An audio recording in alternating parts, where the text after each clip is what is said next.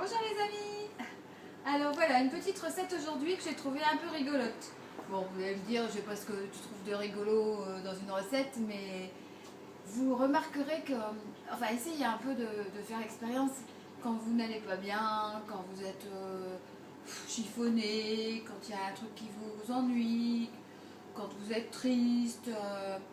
Essayez de faire un petit peu de cuisine, des choses simples, mais le fait de fabriquer quelque chose comme ça avec ses mains, ça fait, d'abord ça fait penser à autre chose. On sait qu'on va faire plaisir, quel que soit le résultat, on va nous dire que c'est bon parce qu'on l'a fait nous-mêmes.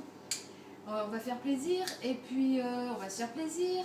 Et puis c'est un moment agréable, la nourriture c'est quelque chose d'agréable, quand on prend des bons produits c'est toujours quelque chose d'agréable. Donc voilà, faites expérience quand vous n'allez pas bien et vous verrez. Ça ira mieux, vous allez vous dire après, ah ben chouette alors, c'est quand même sympa la cuisine. Donc moi j'ai trouvé cette recette marrante parce que en fait c'est une fausse sauce tomate. Donc nous on rencontre au restaurant plein de gens qui sont allergiques, vraiment allergiques, hein, qui ne peuvent pas manger de tomates, ou des gens qui n'aiment pas ça, qui trouvent ça trop acide. Donc par la même occasion, la sauce tomate c'est la même chose.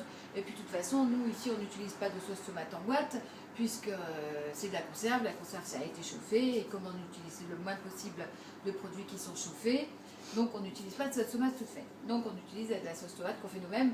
Et comme vous savez, on arrive dans la période où les tomates ne sont plus très belles, donc on va fabriquer une fausse sauce tomate. Bon, évidemment, c'est pas tout à fait le même goût, mais je vous assure, c'est vraiment rigolo et c'est vraiment sympa comme goût.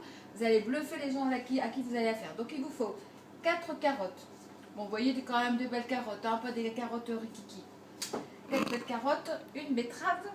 Je vais rire Camille. Bon, en tout cas, moi je la fais rire. Un oignon. Alors j'ai mis une gousse d'ail, mais vous pouvez mettre 2, 3, 4, 5, hein, parce que nous on a des clients qui sont quelquefois ils retournent travailler l'après-midi, donc là il ne faut pas exagérer non plus. Hein. Donc une gousse d'ail, mais vous pouvez en mettre autant que vous voulez. Des herbes de Provence, du citron, ou c'est encore mieux, c'est parce que moi j'en ai pas, j'en utilise pas beaucoup, mais du vinaigre de cidre. Donc 4, une, autant que vous voulez, ça, et puis ça c'est une bonne cuillère, une grosse cuillère à dessert ou une petite cuillère à soupe, enfin comme vous voulez. Et donc voilà ce qu'on obtient. Mais d'abord on va procéder par étapes. Donc les carottes, la betterave, on les râpe, ou alors si on a un mixeur en S, enfin un truc Magimix là, ou un mixeur, on passe tout au mixeur, et de façon à avoir quelque chose qui va se cuire beaucoup plus rapidement. Donc on râpe ou on mixe et on met ça ou à la vapeur ou dans une casserole avec un petit fond d'eau. Ça va cuire gentiment, tout doucement, pas fort, hein, pas très fort. Essayez de ne pas dépasser les 80-90 degrés pour cuire vos aliments. Et donc une fois que c'est cuit, on prend le même mixeur. De toute façon il vous faudra un mixeur, hein, je suis bête, quoi qu'il en soit, même avec une râpe ça ne va pas être suffisant, il vous faudra un mixeur. Donc un mixeur, on met ce qu'on a cuit en légumes, carottes et betteraves dans le mixeur. On rajoute son oignon, on rajoute son ail, on rajoute ou le vinaigre ou le citron, comme vous voulez. Des herbes de Provence, là pareil, hein, une cuillère à café, une cuillère à soupe, c'est comme vous aimez. On mixe tout ça, vraiment on mixe fin. Et voilà, ça nous fait une espèce de petite sauce tomate. Bon, de loin on peut s'y tromper, hein, mais c'est quand même pas mal, hein, c'est sympa. Avec un petit goût vraiment venu d'ailleurs, très rigolo, très végétal.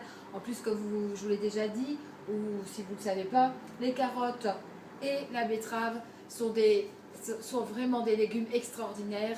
Ce sont des légumes qui sont bourrés d'antioxydants. Les antioxydants qui vont aller lutter contre les radicaux libres. C'est quoi les radicaux libres?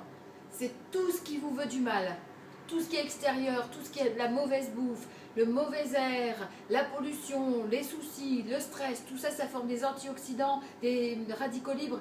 Et il faut absolument aller lutter contre ça. Et pour ça, il n'y a rien de mieux que les antioxydants.